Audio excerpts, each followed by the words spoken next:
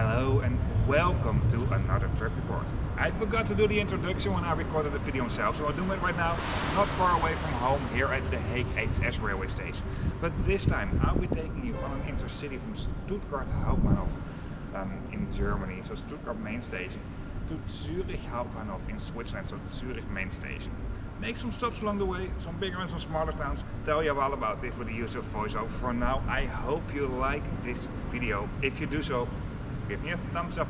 And if you'd like to see more trip reports about more sustainable ways of transportation, hit the subscribe button. But for now, let's roll the intro.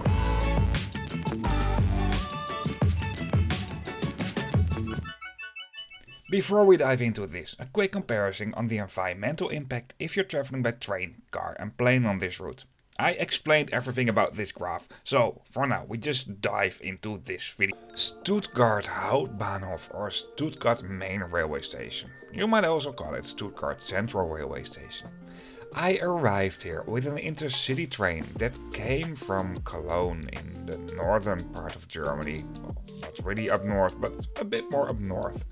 And from here on, I'll continue my way by train to Zurich in Switzerland. Although I won't be taking the train all the way to Zurich. And like I basically do in all my videos, first let's have a station review. And in Stuttgart there's a small problem. First of all, I didn't have that much time because I had a short changing time.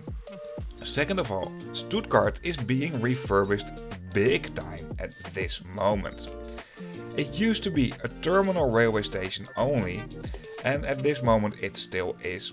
However, this will be both a through and a terminal railway station in the near future. If you just have to change trains here, it might seem like there are not a lot of shops. However, most shops are located a little bit more at the front.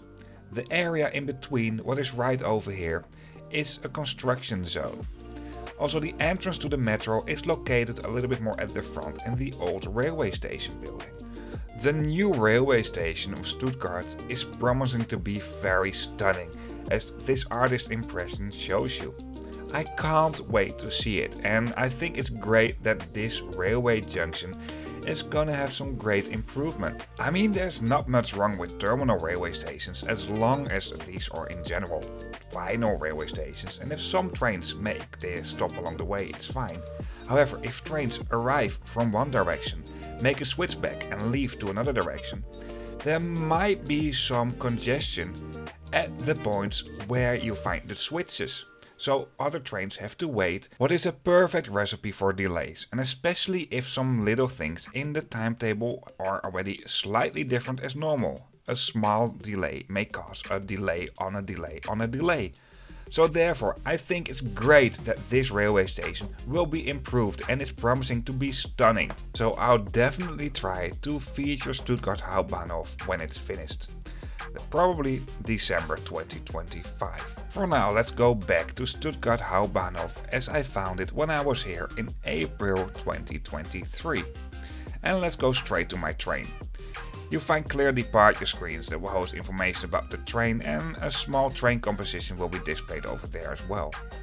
Today I'll be traveling on board of an intercity operated by the German state-owned railway company DB. These are the Intercity Type 2 trains, and these are double-deck Intercity trains.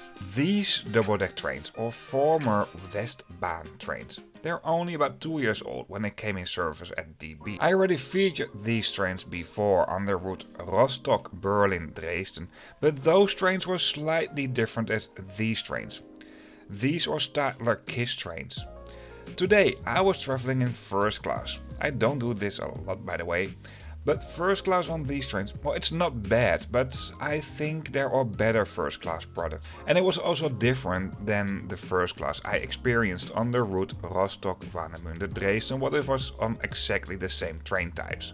What are the Stadler KISS trains.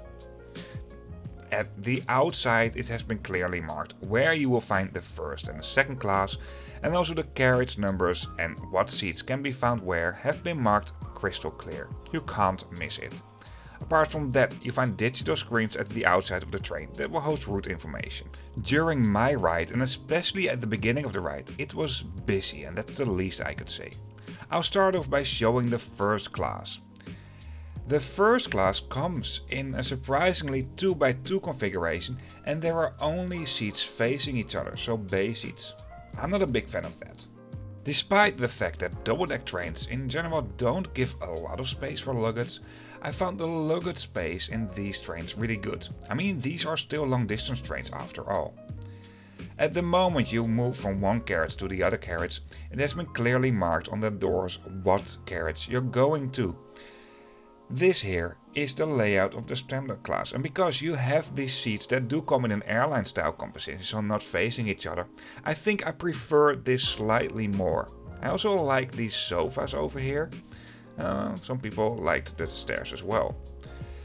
In these trains you won't find a true dedicated dining car. However, there are special areas where you find vending machines, and there are more areas where you will find this. Near those vending machines, there are some places where you can have a sit and where you find bigger tables. The rest of the train, well, it comes in this layout. There are clear information screens at the ceiling at the end of the compartments and also between the carriages and near the entrance doors. These screens will host information about the routes or the stops along the way, the time, and also what carriage number you're in, etc. It's all crystal clear and you basically can't miss it. Within the second class there is slightly less room for luggage, but there are some dedicated luggage zones as well, like here on the left for example. Overhead luggage racks in double-deck trains are in general not really impressive because there's just not a lot of space. It's just good enough for an umbrella or a coat, but that's basically it. Within these trains you find a total of 4 vending machines where you can buy snacks and drinks, what is quite a lot. I mean, it's different than having a real dining car, but it's nice that it's there. Between the carriages there are some places where you find folding seats or very simple seats like extra spare seats. If it's busy, like we were traveling near a holiday, I can recommend you to reserve a seat. At the other end of the train there's also another first class, and I found some solo seats over here, but not a whole lot. Mainly the bay seats as well, so seats facing each other. Let's walk back via the lower deck, and as you can see there's a special child zone here as well. So basically, if you're traveling with children, there's a bit extra space for parking a buggy, and at these tables you'll find, well, a pattern you can use to play board games. I mean, that's even more fun for traveling, right? I filmed the toilets a bit later during the journey and this wasn't the cleanest toilet I ever saw on a train. Actually, it's kind of disappointing. Apart from, for example, the family area, there's also a special quiet zone. This has been marked crystal clear. And at the lower deck you also find special luggage zones, as you just saw on the left. You can also lock your luggage over here and sit somewhere else, because having a close eye on your luggage isn't always possible. Personally, I really want to have a close eye on my luggage. Let's have a seat tour of the second class airline style seats. There's a sturdy fold-out table, a magazine rack and one power plug per seat. Between the seats you find an armrest, and at the side there's a button you can use to recline the seats. Near the entrance doors it has been clearly marked what carriage you're in and what facilities can be found where if you walk into what direction, and here you also find the general route information screens. Free Wi-Fi is available throughout the train in all classes. With the carriages or at the upper deck very similar to each other, and especially in the second class, at the lower deck there are some more differences, like for example this area here. This is also the accessible area. And right here on the left is the accessible toilet that can also be used as a diaper changing facility for babies. But I didn't film it in there. Shame on me. Then there's also a special zone for if you're traveling by bike. For bikes on German long distance trains it's obligated to make a reservation. These reservations are for free though. Integrated within the luggage racks you'll find small screens that will host information about reservations and also the seat number. And even though you only find bay seats in the first class, where I'm not a big fan of, These tables are quite nice and you can fold them up or down to make them bigger or smaller, so you can still cross your legs. Even though this is in many situations not the most obvious way to travel to Switzerland, especially on a local scale it is an obvious way. And the scenery? It's rather nice. It's nicer than the route via Basel and Freiburg. For the next bit of this video, I'll show you some views from the train between Stuttgart and Zürich via Singen and Schaffhausen.